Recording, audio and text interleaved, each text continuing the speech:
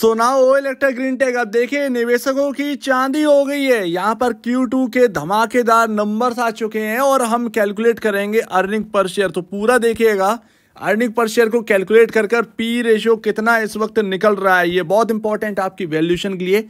Monday के दिन ये डेफिनेटली बड़ा यहाँ पर रिटर्न आपको बनाकर देने वाला है।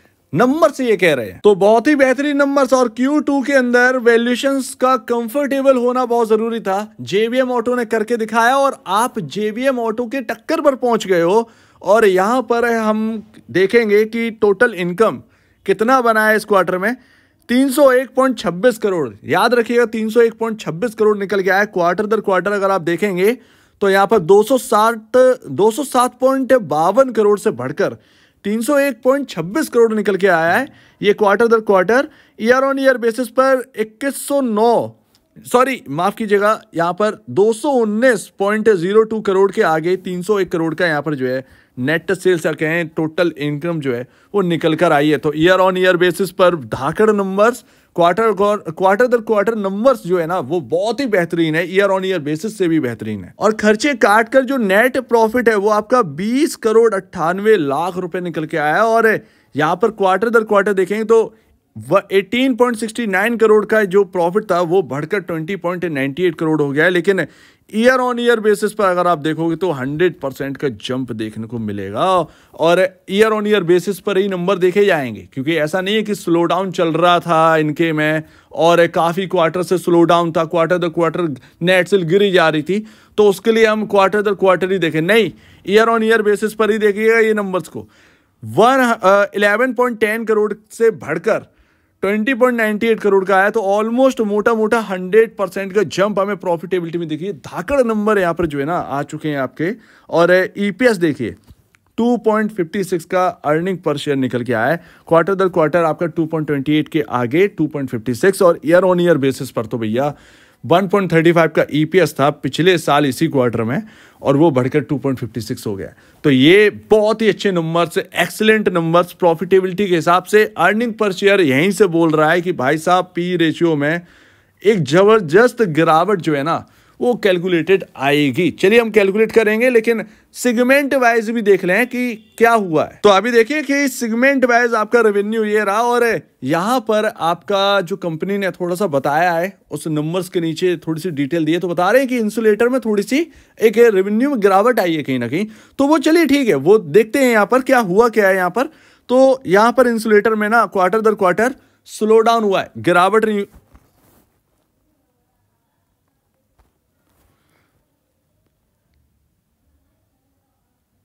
चलिए ठीक है, यहां पर देखते हैं क्वार्टर दर क्वार्टर। यहां पर जो है गिरावट नहीं हुआ है, स्लो डाउन हुआ है। 29.65 करोड़ से बढ़कर इंसुलेटर डिवीजन का जो रेवेन्यू है वो 31.79 करोड़ हो गया है। लेकिन ईयर ऑन ईयर बेसिस पर अगर आप देखोगे, ईयर ऑन ईयर बेसिस पर तो आपका 23.86 करोड़ से बढ़कर 31.79 करोड़ का हो गया है। ई बस डिवीजन ने सबसे बेहतरीन करके दिखाया। और यहां पर अगर आप देखोगे ई ट्रक डिवीजन ने बहुत ही बेहतरीन करके दिखाया। कंपनी ई ट्रक के अंदर भी है, ध्यान रखिएगा। ई बसेस तो हमें पता है, अब जो बड़े बड़े ट्रक्स चलते हैं वो इलेक्ट्रिक ट्रक्स भी अब ये बनाते हैं।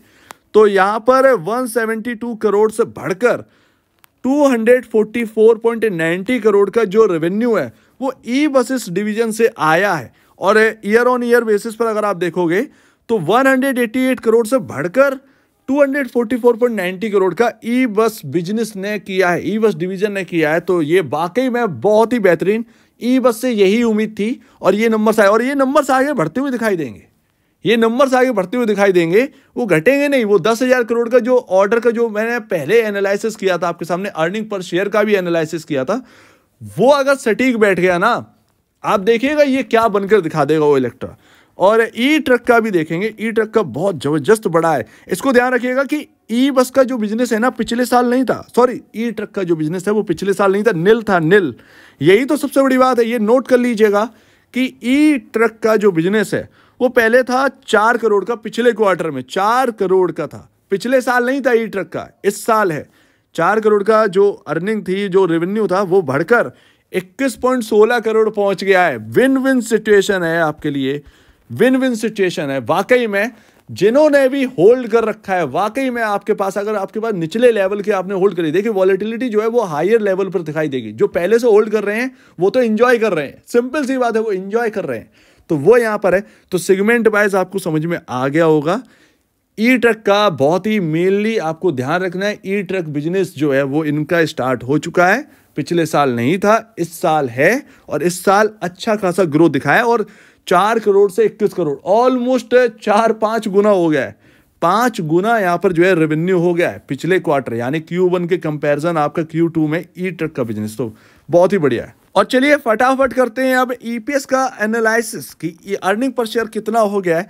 तो इन 3 क्वार्टर का ना ऐड कर लो, और इस क्वार्टर में आपका 2.56 का ईपीएस है, जोड़ जाड़ कर आपका जो निकला है वो है आपका 9.8 का अर्निंग पर शेयर, और इससे हम कैलकुलेट करेंगे अब पी रेशियो। बहुत ही अच्छा लग रहा है इस वक्त ये नंबर देखकर। अभी आप कंपेयर कर लीजिए ईपीएस, तो ईपीएस जो है ना वो 8.17 से बढ़कर 9.80 का अर्निंग पर शेयर पहुंच गया, और ये है आपका अर्निंग पर शेयर। और आपको मैंने फॉर्मूला बताया था पी रेशियो का, क्या बताया था आपको याद होगा, प्राइस जो आपका करंट भाव चल रहा है अभी, डिवाइड कर दो ईपीएस से जो आपका निकल कर आया, ठीक है। तो प्राइस है आपका 1175, ठीक है, अभी करंट भाव, और आपका अर्निंग पर शेयर आज के भाव के हिसाब से हो गया है 9.8। मोटा मोटा यहाँ पर जो है आपका निकल कर आता है 119 का पीई रेशियो। तो भैया विन विन सिचुएशन है, बहुत ही कमाल के number, heads of. Olectra ने काम कर दिया। थोड़ी सी टेंशन राइज थी क्योंकि जो ऑर्डर बुक को लेकर वो हम थोड़ा सा एक कंसर्न में थे कि इस क्वार्टर में बढ़ेगा या नहीं बढ़ेगा, क्योंकि यहाँ से अगर जंप देखना है तो वैल्यूएशन कंफर्ट तो चाहिए रिटेल निवेशकों को, और वो यहाँ पर आपको मिलते हुए दिख रहा है। तो विन विन सिचुएशन, बहुत बढ़िया बहुत बढ़िया। और यहाँ पर आपका 144.10 का आपका पी रेशियो था फ्राइडे को क्लोजिंग का, वो अब घटकर 119 पहुंच गया। ये कमाल करके दिखा दिया है, आपके हाथ में वैल्यूएशन कंफर्ट आती हुई दिख रही है, और ये बहुत ही बढ़िया है। अब यहाँ पर एक्सपेक्टेशन क्या है, ये तो भैया अब तो मंडे को ना एक उछाल ही बताएगी, और कहीं ना कहीं अब यहाँ पर जो एक रुकावट वाले लेवल है, पॉसिबल है कि उनसे हम मीट करें, उनसे हम मिलें और उससे हायर साइड निकले, पॉसिबिलिटी बहुत ज़्यादा बन चुकी है। अगर नहीं भी बनेगा मायूस मत होइएगा, अगर नहीं भी होता है, धीरे धीरे धीरे धीरे ही ये अगर चलता है तो भी कोई प्रॉब्लम नहीं है।